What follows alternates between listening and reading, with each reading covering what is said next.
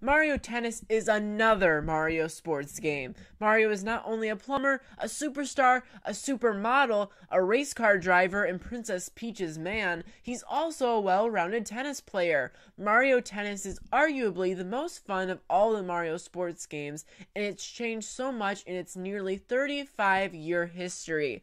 In this video, we will see the evolution of Mario Tennis, from its creation in 1985 all the way to its most recent title, Mario Tennis Aces, that's coming out in 2018 on the Nintendo Switch. And trust me, this game has gone through some pretty crazy changes. All things started with Mario Tennis on the Virtual Boy in 1985. This is where the plumber first toned down his fireballs and superstars and replaced them with the tennis ball and a racket. But we all know how the Virtual Boy turned out, due to horrible low sales, making the Wii U look like a hot commodity. So we are just gonna, ignore this system and pretend that Mario Tennis for the Nintendo 64 was the real beginning of the series, like most people do. Okay, so Super Mario Tennis for the Nintendo 64 was released in 2000 and changed the tennis series forever. All tennis games changed after this release. To simply put it, this game is extremely addicting, a very, very solid tennis video game. The controls are really, really smooth. The controls make the game simple and fun to play.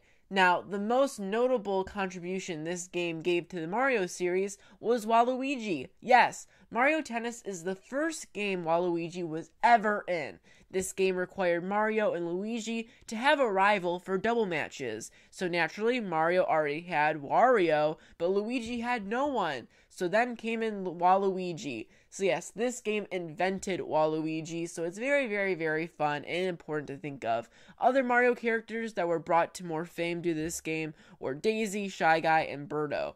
It's the first time in a strong Mario game where you can actually play as them instead of just seeing them in some random scene in a Mario 2D game.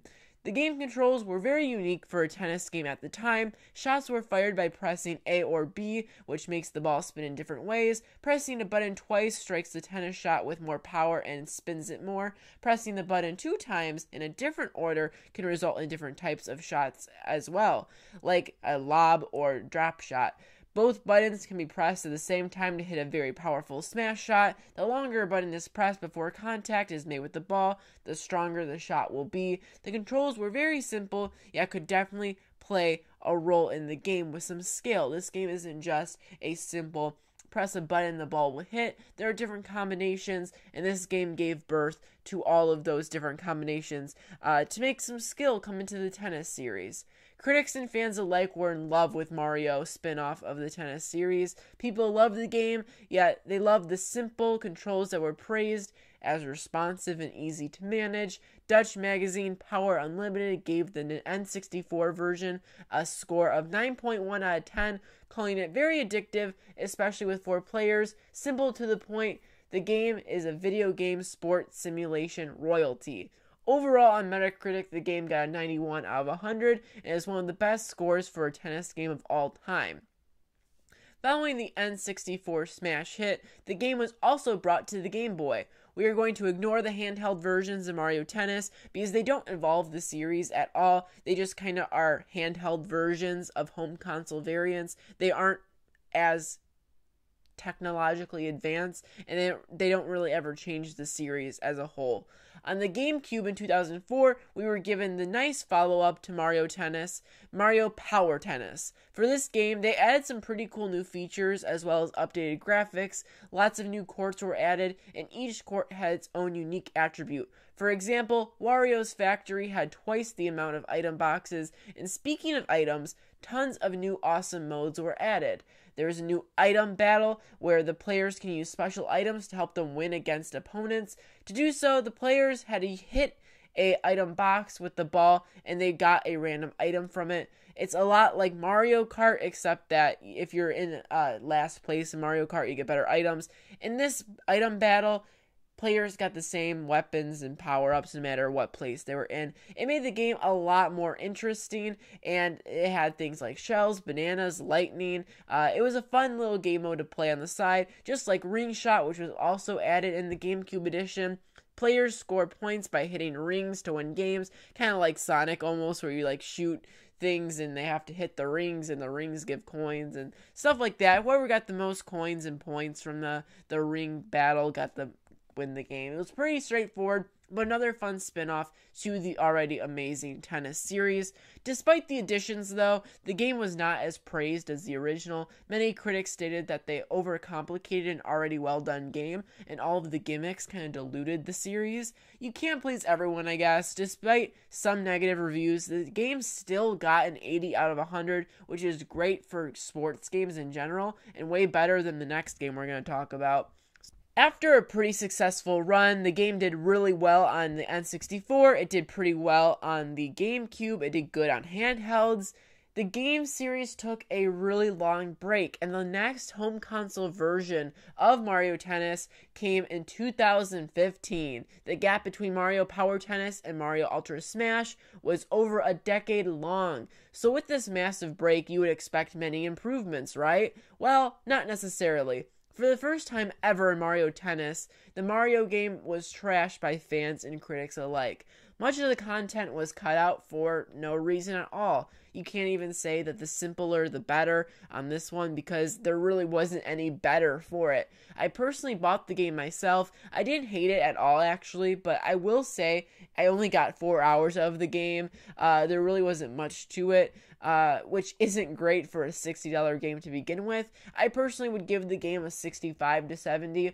The graphics were pretty, and the online matches with a friend were fun, but it kind of ended there. It didn't cover up any of the issues. Lack of content made people think that Ultra Smash was just a glorified Mario Party minigame, which is a really, really good hit right there. I mean, calling a game a Mario Party minigame is not a nice thing to say. It had no unique real modes or any modes at all, minus, actually regular tennis.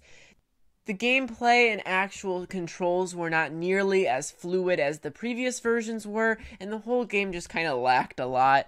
It didn't really, evolve the series at all, but I'll say that it evolved the game graphically at least. The game got a 58 out of 100 from critics, and even less from fans, so I think that speaks enough. But skip 3 more years, 2018, we have our new confirmed Mario Tennis game. On the most recent Nintendo Direct, everyone was hoping for Animal Crossing, Smash Bros, Pokemon, Fire Emblem, Metroid.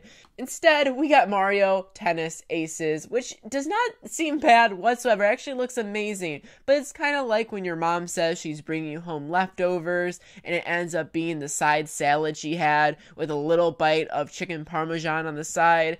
As disappointed as you are, you're still going to eat that side salad and a bite of chicken with a smile on your face. A leftover is a leftover. A Nintendo game is a Nintendo game. In this case, Mario Tennis Aces is the side salad. I'm really excited for Mario Tennis Aces regardless of what my expectations were for the Direct.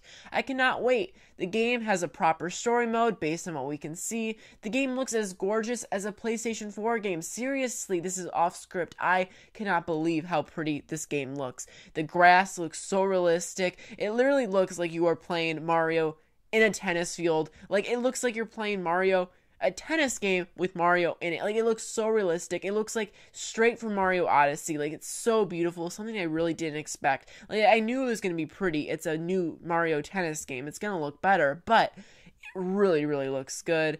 It looks like there's lots of places for you to adventure in, and there's a big map and some interesting courts to play in. There's like a desert place, there's grass places. Like, it's not just, a tennis court with sand in it. No, it's actually like you're in a desert, you're in a grass forest. Like, it's really, really cool. I cannot wait for the game, and it's safe to assume it will be a big step up from Ultra Smash.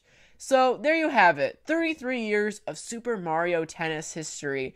I know, doesn't that sound ridiculous, 33 years? But if you ignore the Virtual Boy like everyone else does, 99% of the population doesn't even know it exists, it's only 18 years, so it's not that bad. You won't feel as old if I tell you that, right? Mario Tennis has proven itself as one of the best Mario sports spin-off games, and as one of the best tennis simulation titles in the genre's history.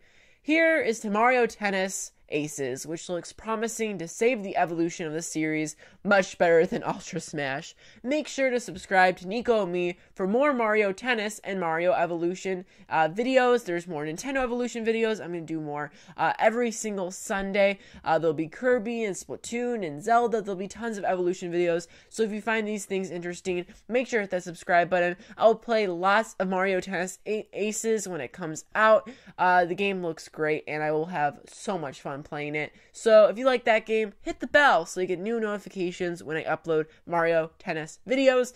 Stay tuned for next time. Goodbye.